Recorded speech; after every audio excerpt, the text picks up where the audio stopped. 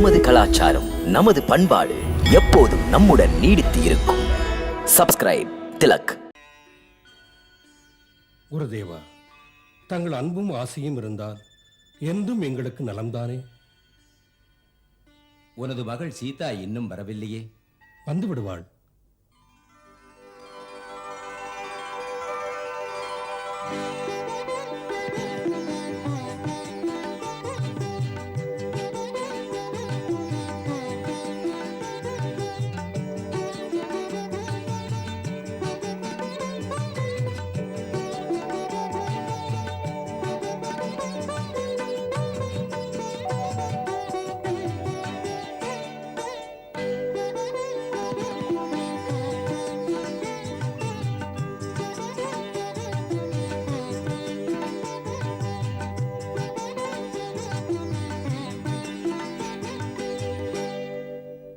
குருதேவரின் திருவடிகளுக்கு வணக்கம். உன் மனம் போல் வாழ்வு அமையட்டும் மகளே.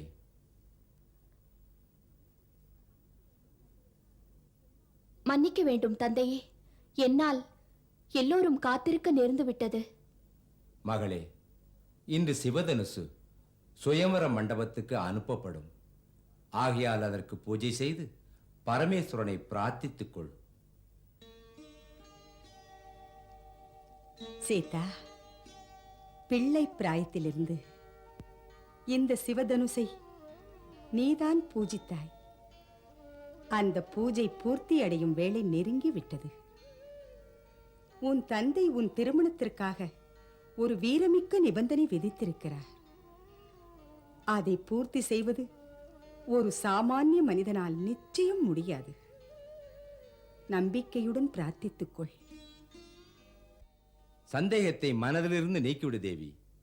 எந்த ஒரு சக்தி ஜனகர் மனதில் இப்படி ஒரு அற்புதமான முடிவை எடுக்க தூண்டிவிட்டதோ அதுவே உபாயத்துக்கும் வழிவகுக்கும். விளைவுகளை அவன் கையில் விட்டுவிடு. அச்சத்தை, அவநம்பிக்கையை மனதிலிருந்து நீக்கி பிறைமதி சூடிய பெம்மானிடம் நம்பிக்கை வை. அவர் அடியாரின் விருப்பங்களை நிறைவேற்றுவார். வணக்கத்துக்கும் பூஜைக்கும் உரிய இந்த சிவதனுசின் காரணமாக எப்பொழுதும் ஏமாற்றம் யாருக்கும் நேராது. அரசே, வாருங்கள், அர்ச்சனை செய்யுங்கள்.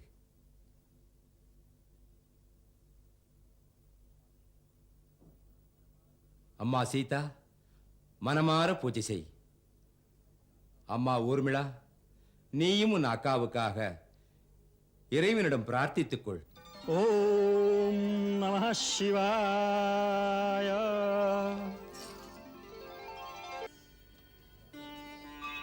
ஓம் கல்யாணம் அஸ்து.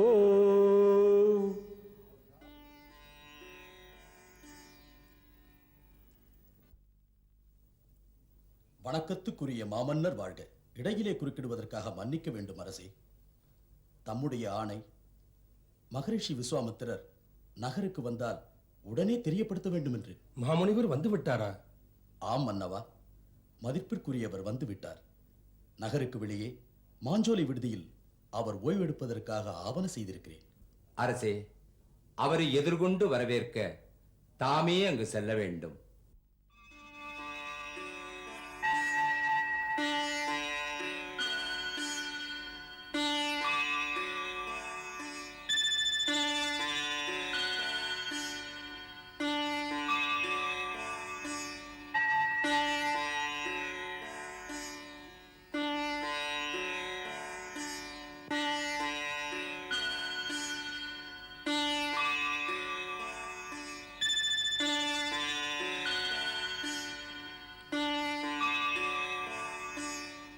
வாழ்க வாழ்க விதேகராஜனே, ஜனகரே, அமருங்கள்.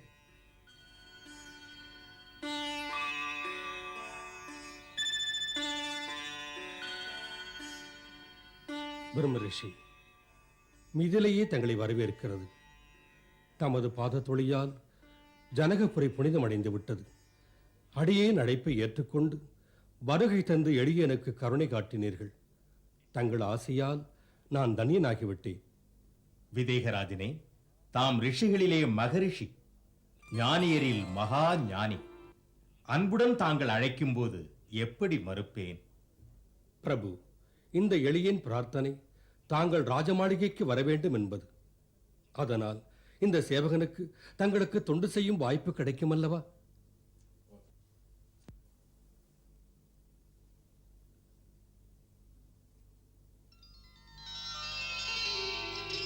நன்மை உண்டாகட்டும்.